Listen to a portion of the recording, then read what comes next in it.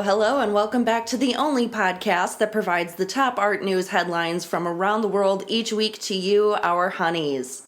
Today we're looking back at December 21st through the 27th, and with a quick Happy New Year wish, let's begin. Follow-ups first, New York City Mayor-elect Zohran Mamdani has signed the open letter supporting a potential Met Museum union. It was released on December 18th by United Auto Workers, which represents Met employees. Mamdani signed to support roughly 1,000 museum workers who filed a petition with the National Labor Relations Board in November to approve a bargaining unit. It was additionally signed by an assembly of current and incoming New York City and state officials, including Comptroller-elect Mark Levine and Manhattan Borough President-elect Brad Hoylman-Segal. We care because if the vote scheduled to take place on January 13th and 15th of 2026 to create this Met union passes, the Met would become the largest unionized museum in the country. Art News also points out that the momentum for unionization in the cultural sector has snowballed in the wake of the COVID-19 pandemic, and each campaign has been founded on demands for job security, higher wages, and clearer paths for advancement. And on Friday of last week, Rome's Mayor Roberto Gualtieri announced a €2 or $2.35 entrance fee for close-up access to the Trevi Fountain, which will take effect on February 1st and be enforced daily from 9 a.m. to 9 p.m. The iconic fountain will remain visible from a distance free of charge. The new restrictions, however, build on previously implemented restrictions around the 18th century Baroque monument, mostly to mitigate crowding, including a 400-person capacity limit at a time. City officials estimate the new fee could generate $7.6 million per year based on the stats from 2025, in which roughly 9 million tourists visited between January 1st and December 8th. These raised funds would significantly ease mounting maintenance costs for Rome's fragile heritage sites across public spaces, according to our sources. Last week also came with a vow from an Egyptian archaeologist to bring a bust of Nefertiti back from Germany. Zahi Hawass, a well-known Egyptian archaeologist, called once more for Berlin's State Museum to return the bust, which dates to circa 1351 to 1334 BCE and is among the most famous ancient Egyptian artifacts held outside Egypt, claiming that the nation was readier than ever to host it thanks to the recent opening of the Grand Egyptian Museum near Giza. Art News writes that Hawass is a bit of a controversial figure in the field, having previously faced allegations of corruption and claims that he was overly involved with the autocratic Mubarak regime, yet his pronouncements on Egyptian archaeology are still closely followed within the field. German Egyptologist Ludwig Borchardt found the bust in 1912 at Tel Al Armana and brought it back with him. The bust has been on view at the News Museum since 2009. The band The Cure also made the announcement on their official website on Friday last week, stating, quote, "It is with enormous sadness that we confirm the death of our great friend and bandmate Perry Bamonte, who passed away after a short illness at home over Christmas," end quote. The guitarist/keyboardist was 65. Bamonte was inducted into the Rock and Roll Hall of Fame alongside the rest of The Cure in 2019, although his last performance with the band was on November 1st of 2024 in London. That concert was filmed and released in cinemas globally this month, titled The Cure, The Show of a Lost World. We also heard that Sotheby's will host its second Saudi auction on January 31st, titled Origins 2. The first sale last February included a mix of art, luxury goods, and sports memorabilia, but next year's iteration will feature only art. And the reasoning for that change is also the why we care here. The first auction had a 65.8% sell-through rate, with only half of the 28 jewelry lots and 8 of the 17 handbag lots failing to sell, so Sotheby's is adjusting its strategies to try and increase the bidding. Art News notes, quote, "Before the February sale, Julian Dawes, Sotheby's head of Impressionist and Modern Art in New York, told Art News, quote, 'We're testing the waters. This is a marathon. No matter the result, we'll come back smarter,' end all quotes." It's meaningful that Sotheby's is experimenting in this region as a global powerhouse for auctions, because it means that this is a scene that is up and coming, a market that is on the rise, and one that we should pay attention to going forward. Last week also saw our sources asking if Uruguay's only art fair can create a new regional market force. The 12th edition of it, Este Arte, will be held January 4th through 7th at the same place as the last 3 rounds, roughly 25 miles east of Punta del Este at the Vic Pavilion in Jose Ignacio, a fishing village turned affluent enclave. Art News writes, quote, Este Arte can't compete with the scale of Frieze or Basel or even regional peers like Sao Paulo's Espe Arte, so it doesn't try, end quote, and instead keeps low numbers, works with lower priced works, most capping out at around $20,000, and fresh art especially, quote, for booths showing live artists, 99% of the work must be new, end quote. Founder Laura Bardier and her all-women team, another rarity in the fair circuit, highlight the advantages, however, of Uruguay's small scale, quote, where most issues can be resolved with one or two phone calls and exhibitors' planning is unusually hands-on, end quote, when discussing with our sources. They also detailed their focus on creating more of a showroom/classroom feel instead of a supermarket one. Previous programming at the fair has included the presentation titled Everything You Wanted to Know About Indigenous Art But Were Afraid to Ask by Candace Hopkins, director of Forge Project, Tancanic, and moderated by the Uruguayan anthropologist Jose Lopez Mas, plus others by curators Cecilia Alemane, Hora Al-Qasimi, Barbara London, and Joanna Warza. We're featuring this headline, honeys, because Este Arte not only wants to, but is creating the network to bring the Uruguayan cultural diaspora home while increasing opportunities at various scales. And we care about that because finding a market footing for contemporary Uruguayan art is especially important. Regional collectors and foreign institutions alike have historically favored deceased, primarily male artists at auction, so this is a path to success for more diverse local artists. Furthermore, signs of its success include that artists and cultural workers are in fact returning, and Uruguay's market is stabilizing, showing recovery from the institutional desert deepened by its nearly 20-year dictatorship in the late 20th century. Now, some critics are arguing that this will be another global fair to follow the trend of making a big splash, spending big on fairgrounds, and then leaving just as quickly, a dynamic that delivers little lasting benefit to local infrastructures or ecologies, yet Este Arte has yielded concrete gains for Uruguay's art ecosystem. For example, several Uruguayan galleries that didn't exist when it began, La Pecara, Black Gallery, and Diana Saravia, now participate in international fairs. Also, the near-universal urbanization of Uruguay has concentrated audiences and institutions in a relatively easy-to-navigate corridor. The metro area of Montevideo itself accounts for nearly half of the nation's population. Quote, together with its growing GDP, this could offer Este Arte and Uruguay as a whole a reliable collector base if the people can be convinced to spend locally, end quote.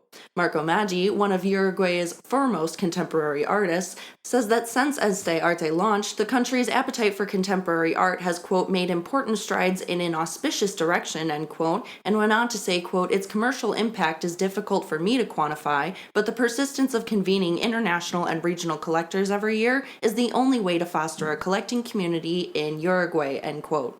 We also learned that one of the George Washington portraits that inspired the image on the $1 bill could sell for up to $1 million. Artist Gilbert Stuart made numerous paintings of the first president, but the copy for sale was commissioned by James Madison in 1804. Art historian Carrie Rabora Barat tells the Washington Post's Ben Brash that the image is quote-unquote deeply ingrained in the American psyche, but it also has, quote, the kind of magnificent story of America that collectors of American art want, end quote. According to a statement from Christie's, the Washington portrait is estimated to sell for up to $1 million, with a low ball of $500,000, maybe because only about 75 of Stuart's Athenaeum paintings, survive today, 7 of which were sold by the auction house in the past decade. The record price for an Athenaeum portrait was set in 2015 at $1.06 million. A bit more troublingly, we saw the Kennedy Center rather publicly criticize a musician who canceled their Christmas Eve performance after Trump's name was added to the building. The venue's president, Richard Gornell, wrote in a letter that was shared with the Associated Press written to musician Chuck Redd that he would seek $1 million in damages, quote, for this political stunt, end quote. Redd, a drummer and vibraphone player, has presided over the holiday jazz jams at the Kennedy Center since 2006 and usually features at least one student musician in it. Grinnell went on to write, quote, your decision to withdraw at the last moment, explicitly in response to the center's recent renaming, is classic intolerance and very costly to a nonprofit arts institution, end quote. According to the White House, Trump's handpicked board approved the renaming, which scholars have repeatedly pointed out violates the law explicitly prohibiting the Board of Trustees from making the center into a memorial to anyone else, as well as from putting another person's name on the building's exterior. According to AP, former House historian Ray Rees-Mogg is among those who say any changes would have to be approved by Congress, and niece Carrie Kennedy has vowed to remove Trump's name from the building once he leaves office. Now, why we care is obvious. This is an ongoing law violation via the renaming, but we also noticed that Grinnell threatening to seek monetary quote-unquote damages for Red choosing not to perform seems like its own sort of threat to freedom of speech via the elimination of silence or withdrawal as a protest option. And a bit more bah-humbug news from last week. The Trump administration reiterated its threat to pull funding if the Smithsonian does not comply with its August directive to allow for White House reviews of current and forthcoming exhibitions to, quote, assess tone, historical framing, and alignment with American ideals, end quote, in a December 18th letter to Smithsonian Secretary Lonnie G. Bunch III by Domestic Policy Council Director Vince Haley and White House Budget Director Russell Vought, complaining that the documentation which was sent to the White House in September, quote, fell far short of what was requested, end quote. Haley and Vought demanded that Bunch turn over the requested materials no later than December 30th, but Bunch's December 19th letter replied that while the Smithsonian is, quote, committed to sharing information and data, end quote, extenuating circumstances caused the delay, including the recent, longest in U.S. history, 43-day government shutdown. The administration reportedly also specifically addressed the Smithsonian's planned programming for America's 250th anniversary, writing, quote, we wish to be assured that none of the leadership of the Smithsonian Museums is confused about the fact that the United States has been among the greatest forces for good in the history of the world, end quote, which I hope I don't have to tell you is an opinion and not at all provable. But nonetheless, this is an important story because Haley and Vought emphasized that the apportioned government funding, aka 62% of the Smithsonian's budget, could be withheld if the institution fails to comply with this request and suggested amendments. James Millward, Georgetown University history professor and a founder and leader of the volunteer-run Citizen Historians for the Smithsonian, which attempts to document everything on display at the institution, told the Post he believes the request for digital files means, quote, they're looking for trigger words, end quote, related to the administration's attempts to smother DEI initiatives. The art world was a bit more personally shaken by the release of further Epstein files last week, as collector Leslie Wexner was forced to deny being Jeffrey Epstein's quote-unquote co-conspirator, despite being heavily redacted like other files released by the Department of Justice on December 23rd. One email from an FBI official that was released to the public last week referred to potential quote-unquote co-conspirators who'd worked with Epstein and makes clear reference to Leslie Wexner, the namesake collector behind the Wexner Center for the Arts in Columbus, Ohio, and former Victoria's Secret CEO. Wexner and his wife Abigail have appeared on the annual Art News Top 200 Collectors list each year between 2003 and 2018 due to their purchases of major works by modernists like Picasso, Willem de Kooning, Franz Kline, Mark Rothko, and while Wexner reps say that he was ignorant of Epstein's crimes, one of Epstein's victims specifically named Wexner in her memoir and urged readers to, quote, not be fooled by those who say they didn't know, end quote. We also got word that Ukraine has demanded the extradition of a Russian archaeologist for illegal excavations in Crimea. The Warsaw District Prosecutor's Office received an extradition request from Ukrainian authorities for Alexander Budyagin following his apprehension in Poland on December 4th on suspicion of course, conducting those illegal excavations in Russian-occupied Crimea between 2014 and 2019 without permits from Ukrainian authorities, quote, allegedly resulting in significant damage to the site, end quote, according to Art News. Budyagin leads the archaeology division specializing in the northern Black Sea region, which encompasses Crimea, at the State Hermitage Museum in St. Petersburg. He'd been on a lecture tour across Europe, but Polish courts placed him in custody until January 13th while the extradition process unfolds. Ukrainian authorities estimated that site repairs will cost more than 200 million hryvnia, or roughly $4.75 million US dollars, as Euronews reported that Ukrainian Security Service, SBU, stated that Budyagin's archaeological team was removing, quote, the so-called cultural layer of the Ukrainian peninsula to a depth of almost 2 meters, end quote. The why we care here is twofold. Budyagin faces a sentence of 1 to 10 years in prison if the Polish court approves his extradition to Ukraine and he is convicted there. It is also, however, the next of several legal steps to protecting Ukraine. The European Union sanctioned a Russian museum, the so-called Torok-Chersonesze State Museum Preserve, on the outskirts of Sevastopol, Crimea, as well as its director, Elena Morozova, in May for, quote, undermining or threatening the territorial integrity, sovereignty, and independence of Ukraine, end quote. In a move that raised many eyebrows, China launched a probe into an alleged art theft scheme at the Nanjing Museum involving a former director. The scandal surfaced after a 16th century Ming Dynasty painting, Spring in Jiangnan by Cui Ying, appeared in a Beijing auction catalog this year with an estimate of 88 million yuan or 12.5 million US dollars, despite having been donated to the museum in 1959 and discovered missing in a 2023 inventory check, according to the South China Morning Post. While the museum later said that painting and 4 others had been deemed forgeries in the 1960s, formally deaccessioned in 1997, and sold to a provincial relic store in 2001, the family of the donor have publicly disputed these claims and demanded documentation or the return of the artworks. The case escalated over the weekend before last when retired museum employee Guo Lidian, age 80, accused the former museum director Xu Huping of orchestrating a large-scale theft and smuggling operation, including false certification of authentic works as replicas during his tenure, in a video statement.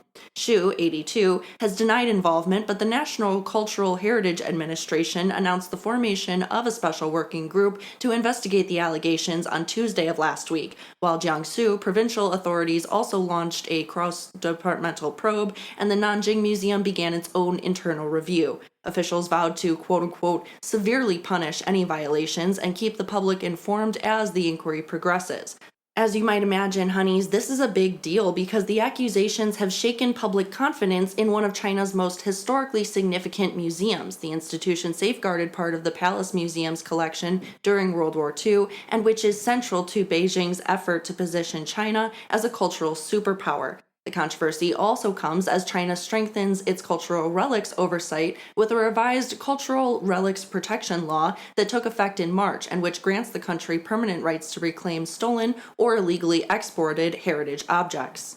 And our final story for the day, another sort of get you thinking one. A museum has called for Santa to be quote-unquote decolonized. According to GB News, the Brighton and Hove Museums, a consortium comprising 4 institutions in the UK, has criticized the traditional festive figure and his quote-unquote naughty or nice list, calling for him to be decolonized. The museum group argued that Santa, as a white Western judge of children's behavior, reflects problematic colonial assumptions and overlooks the diversity of cultural traditions worldwide. They went on to question how Santa could fairly assess indigenous or non-Western customs. The consortium is advocating instead for more quote-unquote Mother Christmases to challenge gender norms and show that men do not need to dominate festive stories. They suggest making changes like portraying Santa working alongside elves in the toy factory to demonstrate equality, and otherwise presenting him as a more diverse figure who celebrates cultural exchange. And the why we care here. Although it seems against the spirit of the season to critique the jolly guy, the consortium emphasized that the goal is to shift away from a narrative of dominance and towards one that values cultural diversity, mutual respect, and shared festive joy. And that is our final Beesness for the year, honeys. I hope you have enjoyed it. I hope you've learned a thing or two. Once again, I wish you all the best going into 2026. Take care, stay warm. We will talk soon. This episode was brought to you by our host / producer / creator / editor / fact checker / researcher, Celia Bugno. Our intro and outro music was created by Chris Meinhold. Make sure to check out our Substack and our Patreon going into the new year, both available under our Highbrow Honey name, for all sorts of exciting new content to be released in 2026.